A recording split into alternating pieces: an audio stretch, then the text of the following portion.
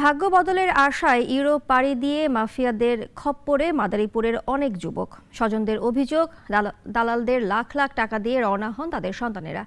তারা এখন বন্দি লিবিয়ায়। চালানো হচ্ছে নির্যাতন, ছাড়া মিলছে না মুক্তিপণ দিয়েও। রাকিব হাসানের প্রতিবেদন, জানাচ্ছেন সিরাজুমনির শুভ। দেশের ক্রমবর্ধমান অর্থনৈতিক চড়াই উতরাইয়ের সাথে পাল্লা দিতে না পেরে ভাগ্য বদলের আশায় যুবক বয়সী অনেকেই পাড়ি দিচ্ছেন ইউরোপের বিভিন্ন দেশে। তেমনই একজন মাদারীপুরের আমগ্রাম এলাকার শাওন বাগচি। ৮ মাস আগে বাড়ি ছেড়েছিলেন ইতালির উদ্দেশ্যে, সেই থেকেই গায়েব তিনি। একই গ্রামের রবিন মল্লিক ৫ মাস আগে ইতালি যাওয়ার জন্য বাড়ি ছাড়েন, কিন্তু তারও কোনো সন্ধান নেই। শুধু এরাই নয়, দালাল চক্রের খপ্পরে পড়ে লিবিয়ার মাফিয়াদের হাতে জিম্মি আছেন মাদারীপুরের আমগ্রাম এলাকার অর্ধশত যুবক। ছেলের ইটালি যাওয়ার জন্য পাঠাইছি,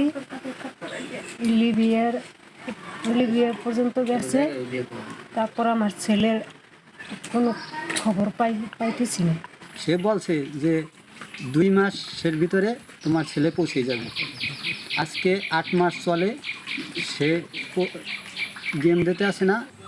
14 লাখের কন্ট্যাক্ট কইয়া নিজেরাই এখন ধরাইয়া দিয়েছে। এখন ছেলের কোনো খবর পাই না, মারধর করে।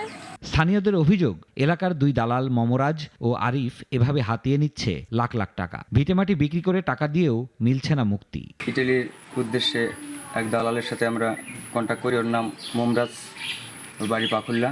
আমগ্রাম থেকে 40 থেকে 45 জন লোক দালালের চক্রে লিবিয়া আটক আছে। ও যেন কারোর সাথে এরকম প্রতারণা না করে, টাউট বাটপারি না করে। ও অনেক বড় রকমের একটা টাউট। আমরা এই দালালের উপযুক্ত বিচার চাচ্ছি। পুলিশ বলছে, অভিযোগ পাওয়া গেলে দূতাবাসের মাধ্যমে যুবকদের ফিরিয়ে আনতে পদক্ষেপ নেবেন তারা। যারা ভুক্তভোগী রয়েছেন, ভুক্তভোগীর পরিবার যদি আমাদের থানায় এসে মামলা দায়ের করেন কিংবা কোর্টে বিজ্ঞ আদালতে মামলা দায়ের করেন, তাহলে আমরা তাদের বিরুদ্ধেও আমরা আইনগত ব্যবস্থা গ্রহণ করব। চিহ্নিত এসব দালালদের দ্রুত আইনের আওতায় এনে শাস্তি নিশ্চিতের দাবি এলাকাবাসীর। সিরাজুমনির শুভ, নাগরিক। একমাত্র ওয়ালটন এসি দিচ্ছে 1 বছরের রিপ্লেসমেন্ট গ্যারান্টি এবং কম্প্রেসারের 10 বছরের গ্যারান্টি।